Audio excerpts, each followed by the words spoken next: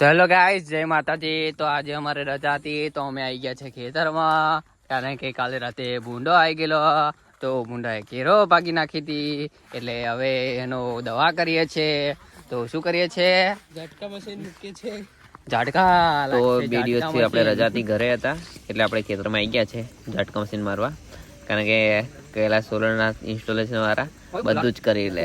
આપણે ખેતર બી મહાન જ છે એટલે ઘરે હતા એટલે ઝટકા મશીન લગાવવા આવી ગયા છે, કારણ કે કાલ રાતે કેરોના મોટા મોટા છોડો બધા ભાગી કાઢ્યા હતા, એટલે પછી બધા આવી ગયા ખેતરમાં, બધા ભેગા થઈને ઝટકા મશીન લગાવી દીધું છે। અને આ નોર્મલ જ ઝટકો લાગે, એટલે એવું કોઈ નુકસાન કરવા જેવું કામ નહીં અમારું। લાગે કે આયુ ઝટકા મશીન મૂકીને પ્રાણીઓને હાનિ પહોંચાડે છે, પણ એવું કંઈ નથી। આ ખાલી નોર્મલ જ લાગે, પ્રાણી મરે નહીં, કારણ કે ભૂંડોને ખાલી બીવડાવવા માટે જ હોય। એકવાર ખાલી ઝટકો લાગે એટલે બીજી વાર ખેતરમાં એન્ટર ના થાય એટલા માટે લગાવવું પડે, બાકી તો કંઈ વાંધો ના આવે। અને અમે તો રાતે જ ચાલુ રાખીએ, 12 કલાકનું ઓટો કરીને મૂકી દઈએ એટલે દિવસે બંધ થઈ જાય। આ 6 થી 6 ચાલુ રાખવાનું, કારણ કે દિવસમાં કોઈ ખેતરમાં 4-12 કાપવા બે આવે તો એમને બી કંઈક ઝાટકો બાટકો લાગે નહીં, એટલે દિવસે બી બંધ કરી દઈએ। આટલી મહેનતથી છોડો ઉગાડેલો હોય, નાનેથી મોટો કરી અને ભાગી નાખે એટલે દુઃખ તો થાય જ, કારણ કે એના પાછળ મહેનત કેટલી।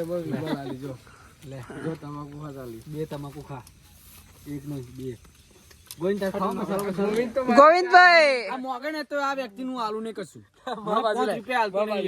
મારા 20 રૂપિયા તો આયો ખાઈ ગયો, 2 વર્ષે કાલ આલી પૈસા આલે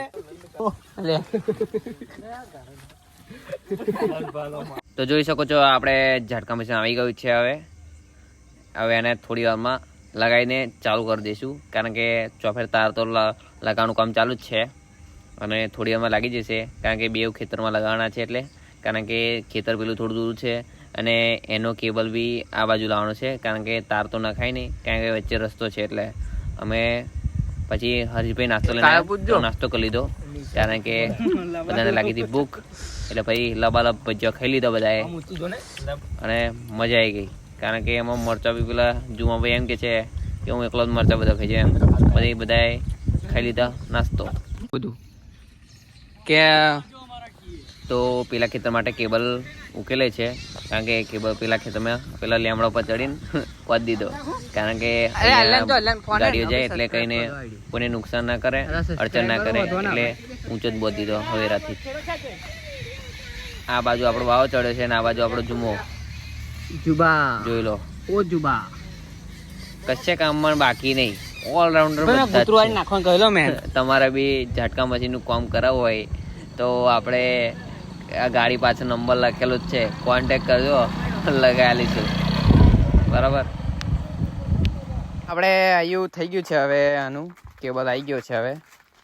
હવે થોડી વારમાં એને કેબલિંગ કરીને આપણે ડીપીમાં કનેક્શન આપી દઈએ, સિંગલ ફેજ કરીને મશીનનું, એટલે આ ખેતરમાં અહીં બીજા ખેતરનું બેનું કનેક્શન થઈને ઝાટકા મશીનનું એનું પ્રોસેસ ચાલુ થઈ જાય। અને અમે પ્રોપર એનું કેમિકલ અર્થિંગ કર્યું છે, કારણ કે જેટલું અર્થિંગ સારું હોય એટલું આમ સારું મળે, બેટરીમાં ટકાઉ સારું રહે અને ચાર્જિંગ બી ચાલે લોંગ ટાઈમ એમ, એટલે અર્થિંગ પ્રોપર કરવું। અમુક જણા ખાલી એનો માઇનસ કેબલ ભોયમાં દબાવી દે, ખાલી એનું અર્થિંગ ના કરે, પણ અહીંયા પ્રોપર અર્થિંગ કર્યું છે અમે, એટલે ઝાટકો બી સારો જ લાગે। તો હવે અર્થિંગ થઈ ગયું છે, કનેક્શન કરી દીધું અને હવે તારમાં બી કનેક્શન આપી દઈએ અને થોડી વારમાં ચાલુ કરી દઈશું। હવે તો જોઈ લો, અમે કેબલ બી ઉપર થઈને જ લઈ ગયા છે, કારણ કે નીચે કોઈને અડચણ ના કરે, રદબદ થાય તો કોઈને બી ઝાટકો બાટકો ના લાગે, એટલે બાયપાસ ઉપરથી કેબલ લઈ ગયા। અર્થિંગમાં કેમિકલ નાખી દીધું, હવે પાણી પણ રહી દીધું। ચલો થઈ ગયું, હવે ચિંતા નહીં, એવું ને હેડો તા ચાલુ કરો। તો હવે મશીન ચાલુ કરી દઈએ અને હવે ઘર તરફ વળીએ। જય માતાજી।